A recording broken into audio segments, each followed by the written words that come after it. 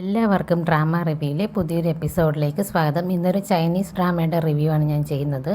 ഈ പെൺകുട്ടിയും ഇവനും ബൈക്ക് ഓട്ടിച്ച് വരുന്ന സമയത്ത് ഒരു വയസ്സായ അപ്പൂപ്പൻ്റെ കയ്യിൽ നിന്ന് കുറച്ച് ഫ്രൂട്ട്സൊക്കെ താഴെ പോയിട്ടുണ്ടായിരുന്നു. സ്വീറ്റ് പൊട്ടറ്റോ ആണ്. അപ്പോൾ അതൊക്കെ റോട്ടിലോട്ട് പോയിട്ടുണ്ടായിരുന്നു. ആ അപ്പൂപ്പനും വണ്ടിയിൽ നിന്ന് വീഴുന്നിട്ട് ചെറിയൊരു ഇഞ്ചുറിയൊക്കെ പറ്റിയിട്ടുണ്ടായിരുന്നു. ആ സമയത്ത് ഇവർ രണ്ടുപേരും ആ അപ്പൂപ്പനെ രക്ഷിക്കുകയും ആ അപ്പൂപ്പനെ സഹായിക്കാൻ വേണ്ടി സ്വീറ്റ് പൊട്ടറ്റോസൊക്കെ എടുത്തു വയ്ക്കുകയും ചെയ്യുകയാണ്. ഇവളത് എടുക്കുന്ന സമയത്ത് ഒരു വണ്ടി അവൾക്ക് നേരെ വരുന്നുണ്ടായിരുന്നു. അവൾ അത് ആദ്യം ശ്രദ്ധിച്ചില്ല. പിന്നീടാണ് ശ്രദ്ധിക്കുന്നത്. ഇവൻ്റെ ബോയ് ഫ്രണ്ട് ഇവളെ ഉറക്കെ വിളിക്കുമ്പോഴാണ് അവൾ ശ്രദ്ധിക്കുന്നത്. അവൾ ആ സമയത്ത് സ്റ്റക്കായി അങ്ങനെ നിൽക്കുകയായിരുന്നു. പെട്ടെന്ന് ഇവൻ വന്ന് അവളെ രക്ഷിക്കുന്നുണ്ട്. എന്നാൽ ആ ഒരു രക്ഷിക്കുന്ന സമയത്ത് ഇവൻ്റെ തലയിൽ ഇഞ്ചുറി പറ്റുന്നുണ്ട്.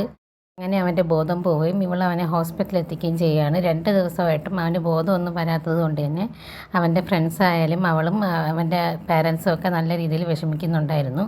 2 ദിവസം കഴിയുമ്പോഴാണ് അവൻ കോമയിൽ നിന്നും റിക്കവർ ആവുന്നത്.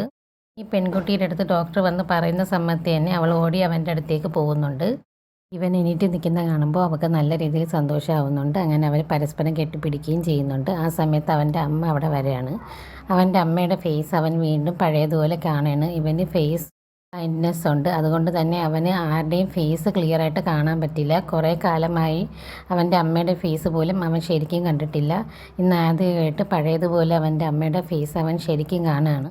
അങ്ങനെ ആ ഒരു എക്സൈറ്റ്മെൻറ്റിൽ അവൻ ഇരിക്കുകയാണ്. ആ ആക്സിഡൻറ്റ് കാരണം ഫേസ് ബ്ലൈൻഡ്നെസ്സിൽ നിന്നും അവൻ രക്ഷപ്പെടുകയും അവൻ എല്ലാവരെയും ഫേസ് തിരിച്ചറിയാൻ പറ്റുകയും ചെയ്യുന്നുണ്ട്.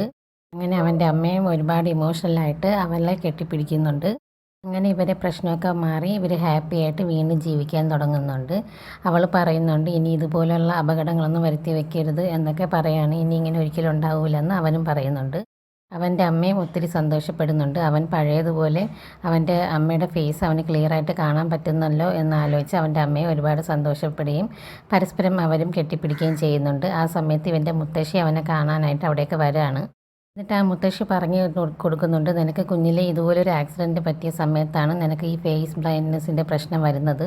ആ സമയത്ത് നിന്നെ രക്ഷിച്ചത് ഈ പെൺകുട്ടിയാണ് എന്നൊക്കെ ആ മുത്തശ്ശി പറയുന്നുണ്ട്. അതോടുകൂടി അവൻ അവളടുത്ത് ഒരുപാട് ഇഷ്ടം കൂടുകയും ചെയ്യുന്നുണ്ട്. അവർ പരസ്പരം കെട്ടിപ്പിടിക്കുകയും ചെയ്യുന്നുണ്ട്.